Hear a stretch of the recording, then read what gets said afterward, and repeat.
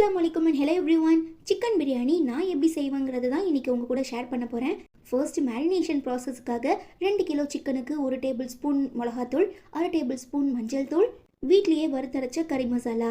இதுக்கான ரெசிபி வேணும்னா கேளுங்க, கண்டிப்பாக ஷேர் பண்ணுறேன். அப்புறம் 1 table spoon biryani masala, 1 table spoon இஞ்சி பூண்டு பேஸ்ட், அப்புறம் வீட்லேயே உரக்கி ஊற்றின பசுந்தயிர் சேர்த்துருக்கேன்.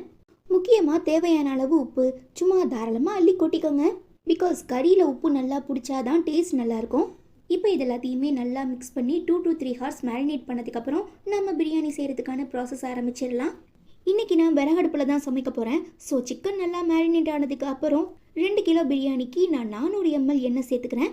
ஆயில் நல்லா ஹீட் ஆனதுக்கப்புறம் 5 பிரியாணி இலை, 5 துண்டு பட்டை, 1 ஸ்டார் அனீஸ், அனாசி பூ, 7 கிராம்பு, 7 ஏலக்காய் சேர்த்து நல்லா ஃப்ரை பண்ணதும் 15 பெரிய வெங்காயத்தை நல்லா தின் ஸ்லைசஸாக கட் பண்ணி சேர்த்துக்கிட்டு நல்லா வதங்கினதுக்கப்புறம் 4 டேபிள் ஸ்பூன் இஞ்சி பூண்டு பேஸ்ட்டு சேர்த்து நல்லா பச்சை வாசம் போனதுக்கப்புறம் நான் பச்சை மிளகாய் எடுத்துக்கிறேன். ஆக்சுவலாக பிரியாணிக்கு பழுத்த பச்சை மிளகா போட்டால் நிஜமாவே டேஸ்ட் ரொம்ப சூப்பராக இருக்கும்.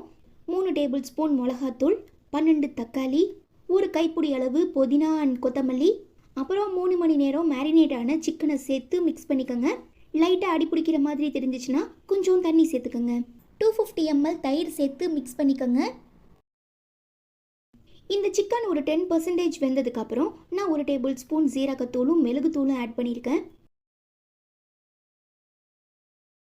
இப்போ ஒரு லிட்டு வச்சு 5 மினிட்ஸ் நல்லா வெந்ததுக்கப்புறம் ஓப்பன் பண்ணி பார்த்தீங்கன்னா சிக்கன் ஓரளவுக்கு வெந்திருக்கும். நான் எப்போதுமே லெக் பீஸ் எடுத்து பார்த்து தான் செக் பண்ணுவேன். ஸோ சிக்கன் வெந்ததுக்கப்புறம் பிரியாணிக்கான தண்ணி சேர்த்துக்கலாம். இது 2 கிலோ பிரியாணிங்கிறதுனால எங்கள் வீட்டில் 4 லிட்டர் தண்ணி சேர்த்துக்கிட்டோம். நார்மல் பிரியாணி அரிசிக்கு இதுதான் கரெக்டான ரேஷோ. தண்ணி நல்லா கொதிச்சு வந்ததுக்கப்புறம் தேவையான அளவுக்கு உப்பு சேர்த்துக்கோங்க. இதை மிக்ஸ் பண்ணிவிட்டு அரிசியை சேர்த்துக்கலாம். முக்கியமாக கொஞ்சம் கொஞ்சமாக தான் சேர்க்கணும். பிகாஸ் விறகடுப்பில் சமைக்கும் போது நம்ம மொத்தமாக சேர்த்தோன்னா சட்டி சரிஞ்சு விழ நிறையவே வாய்ப்புகள் இருக்குது. ஸோ ரொம்ப கேர்ஃபுல்லாக கொதிக்கிற தண்ணியில் அரிசியை போடுங்க.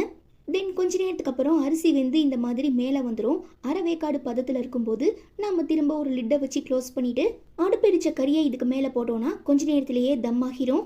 ஃபைனலாக நம்ம வீட்டு பிரியாணியோட அவுட்லுக் இப்படி தான் இருந்தது. பார்க்கவே சூப்பராக இருக்கல.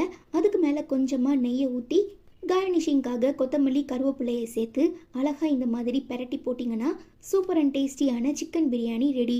ஒரு தடவை இந்த மாதிரி ட்ரை பண்ணி பார்த்துட்டு எப்படி இருந்ததுங்கிறத மறக்காமல் கமெண்ட் பண்ணுங்கள். முக்கியமாக சப்ஸ்கிரைப் பண்ணிக்கோங்க அண்ட் லைக் பண்ணிடுங்க. டா பாய்.